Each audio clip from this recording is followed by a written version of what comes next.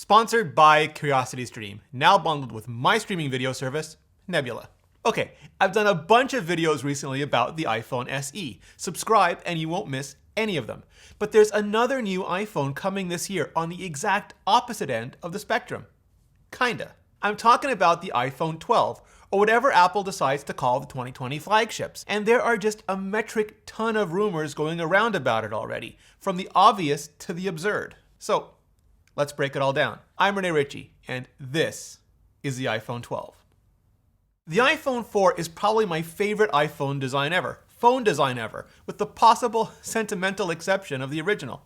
But yeah, the iPhone 4. I'm all about it. It was still rounded, but also squared off. Steel, but also more glass than ever. Still Apple, but with strong hints of Leica and Braun. Launched in 2010, it was probably the most singularly impressive object Johnny Ive's team at Apple ever designed. 2 years later, Apple ditched the steel and back glass and evolved the design into the iPhone 5 and eventually iPhone 5S and SE aluminum unibodies, which became almost as iconic. And then it all just disappeared, like Kaiser Sose, into smoother curves for half a decade. But in 2017, the steel and glass sandwich returned with the iPhone X. Then in 2018, the squared off aluminum unibodies came back with the iPad Pro. And now,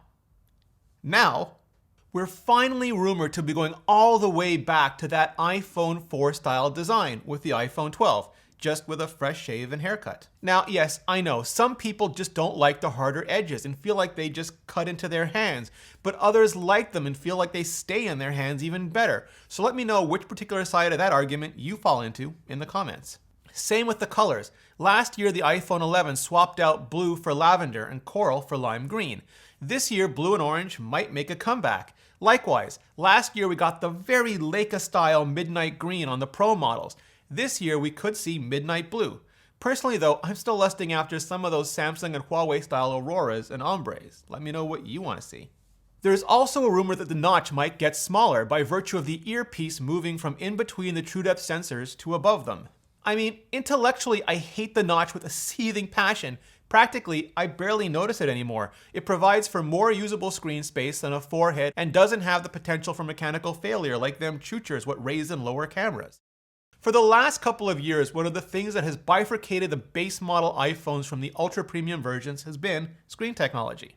iPhone XR and iPhone 11 are LCD. iPhone XS and iPhone 11 Pro are OLED. But rumor has it, this year all 4 upcoming iPhone 12 models will be coming with OLED. Yeah, all 4, because unlike previous years where we got 1 baseline and 2 premiums, small and large, this time we're supposed to be getting 2 baselines, small and medium, to go along with 2 premiums, medium and large.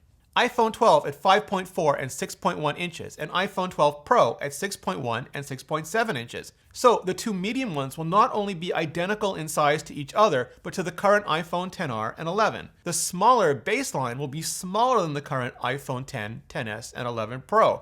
And the bigger Pro will be bigger than the current XS Pro Max and 11 Pro Max. The smallest size will be good news for people who want a modern small iPhone flagship, albeit not a full-on Pro version.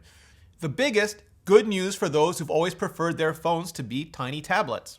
I personally like the wider range as well. As markets mature, it becomes critical to segment them. What Apple might do to keep the divide between baseline and Pro iPhone 12s though, and use up some of the higher budget that comes with the Pros, is finally bring 120Hz refresh rates to the iPhone. Apple debuted the technology with ProMotion on the LCD iPads Pro way back in 2017, but the switch to OLED complicated it for the iPhones. Now, we're starting to see better, high refresh OLED panels hit the market. Some still have problems, like with power draw and dimming, and there have been a bunch of goofy workarounds like lowering resolutions or dropping frame rates, but others seem to be doing really well. Apple won't do high frame rate unless they can do it exactly the way they want to do it, of course, but I'd love to see it. Not just for the smoother scrolling and gaming either, but because 120 is so easily divisible into every other popular frame rate. And that means, yes, we'll finally be able to watch all those HDR movies in proper 24 frames per second, the way nature and Hollywood idiosyncrasies intended. Come at me. There have been off and on, hot and cold, sunny side up and down rumors of Touch ID coming back to the iPhone with either an in-display reader or a power button mounted reader, either this year or next. Apple just added mask detection to the iOS 13.5 beta, so if Face ID can't see the 3 points of geometry it needs, 2 eyes and a nose, it'll drop you straight into passcode. But a lot of people wearing masks these days really want Touch ID to come back, even if, yeah, it doesn't work so well with gloves or freshly washed hands. For years, I've been dreaming of multi-biometrics, where the device just picks up face, touch, voice, gait, everything. But as much as I'd like to see at least Face ID and Touch ID both, I just don't know if we'll see it yet. Another new iPhone generation means another new custom Apple A-series chipset generation to drive it, in this case, an A14. Bionic? Would they use Bionic 4 years in a row? Does Trionic even make any sense? It'll supposedly be fabbed on Taiwan Semiconductor Manufacturing's new 5nm process, which means it could perform just as well at a smaller size with less heat and power draw, or even better at the same size, heat and power draw, or fall somewhere in between. Other than that, it's probably safe to assume it'll have a bunch of high-efficiency cores, a couple of high-performance cores, a bunch of custom graphics cores, an even better neural engine, and accelerator and controller blocks out the wazoo. And that's a technical term, yeah. And it should, again, be the same chip and same performance efficiency across the iPhone 12 lineup, which means, again, the best performance in the industry across the lineup. We just got 802.11ax Wi-Fi 6 in the iPhone 11, but there are some reports it could go to 802.11ay. Is that even Wi-Fi 7? Remember how these new numbers were going to simplify things for us? Anyway, also cellular 5G, which, fine. I mean, the people who complained about the lack of 5G last year look even sillier now than they did then, but Apple and Qualcomm have kissed and made up. And that means not only better modems for everyone, but 5G modems for the who knows how many will actually be able to use them come this fall. The baseline iPhone 12 will apparently support low and mid-band 5G, which is great. Sub-6 is around 20% faster than LTE, but the additional capacity should mean people who've suffered with little or no LTE coverage should finally get some decent coverage, which is huge, or will be, as it rolls out. The iPhone 12 Pro, at least, in markets like the US, Canada, UK, Japan, and Australia, will also apparently support high-band 5G, aka millimeter wave, which I still don't think is a real thing. Not unless you're literally nesting on top of one of the antenna arrays, because if you take a step or turn around or it rains or whatever, you'll probably just drop back to LTE. Apple will supposedly still be using their own antennas, something they've done for years. Remember the iPhone 4? And possibly their own radio frequency front end as well, simply due to the time constraints. We'll have to wait and see. Same with how well Apple and Qualcomm can preserve battery life, and of course, how it affects pricing. Taking all that into consideration, let me know in the comments just how much 5G matters to you personally now, and how much you think it'll matter to you come this fall. Now, I'd love to see USB-C on the iPhones Pro for the exact same reason Apple switched to USB-C on the iPads Pro. But alas, there are just no reliable reports of that happening. Apple stuck with the old dock connector for 10 years, and it looks like they'll be sticking with the Lightning connector for 10 years as well, at least until the iPhone goes mostly portless and wireless in 2022. Now, yeah, that's bad news for nerds like me who just want one cable to rule them all the things, but it's good news for everyone else in the world who, if you mess with the Lightning accessories they own in any way, will just cut you. More on the whole Lightning situation in a future video, but for now, if you want USB-C, drop a like below and let's show them just how high that number can get. Apple has been emphasizing cameras on the iPhone starting with the 3GS and 4, and it's easy to see why. For most of us, they've become our most important, if not main way to capture the world around us. The baseline iPhone 12 Pro sounds like it'll have the same dual camera setup as the current iPhone 11, only with a much better image signal processor, which, like we just learned with the new iPhone SE, can be a big deal. Maybe better as in bigger optics too.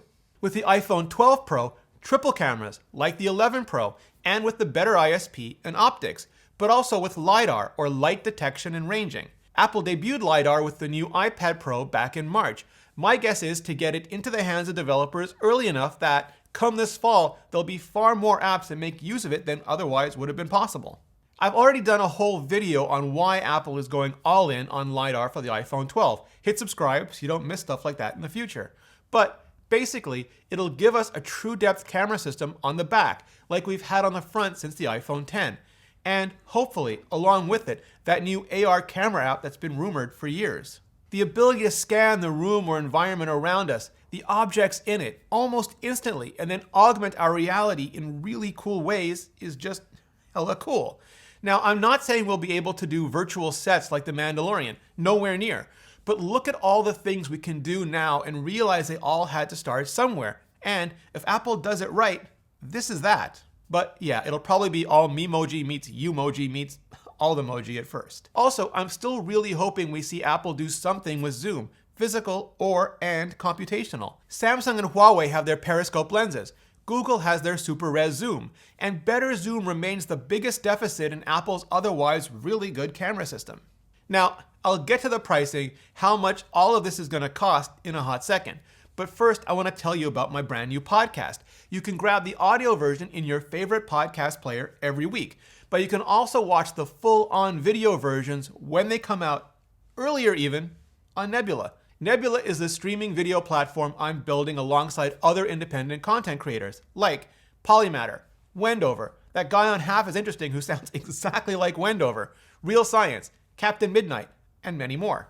And we're building it for things precisely like these podcast episodes, which I love making, but which the YouTube algorithm would just absolutely shred and likely hurt my entire channel at the same time. On Nebula, though, we're free to experiment, to do stuff exactly like this. And now, because Nebula comes bundled with CuriosityStream, you also get access to its thousands of documentaries and series by people like David Attenborough and Chris Hadfield, which, wait for it, is right now offering an absolutely incredible deal. 40% off annual subscriptions and gift cards. And that makes it just $11.99 for the entire year, 12 months, so that you can stay curious, stay entertained, and stay engaged while we're all here just staying at home. Go to curiositystream.com/Rene Ritchie for unlimited access to the world's top documentaries and nonfiction series. And now, Nebula as well. And enter the promo code Rene Ritchie to start your membership completely free for the first 31 days. Thanks, CuriosityStream, and thanks to all of you for your support. Okay, pricing. Last year, Apple pushed the iPhone 11 back down to $699, and this year pushed out the iPhone SE at $499. Going all in on OLED would typically cause a price hike because the panels are just more expensive than LCD. Likewise, other companies have been selling 5G phones for $100 more than the LTE models. My guess was that Apple would do what it's been doing for the last couple of years and use lower prices at the entry level to offset higher prices at the premium end, and then pack in even more technology to make the value greater than the price at that premium end. Well, just as I was about to record this, John Prosser dropped his reporting on the iPhone 12 pricing. And he says $649, $749, $999, and $1099 respectively. We'll just have to wait and see if the smaller iPhone 12 pleases small iPhone fans in general, and if the OLED in 5G pleases 6.1-inch iPhone fans, even with the $50 price bump. But now I want to hear what pleases you. Hit like, hit subscribe if you haven't already, ring that bell gizmo so YouTube will actually tell you when new episodes go live, and so that we can hang in the comments together for the first hour and chat about all of this. And let me know, what do you want to see in the iPhone 12 and how much are you willing to pay for it? Thanks for watching, and one of here's is a full playlist with more super detailed iPhone videos for you.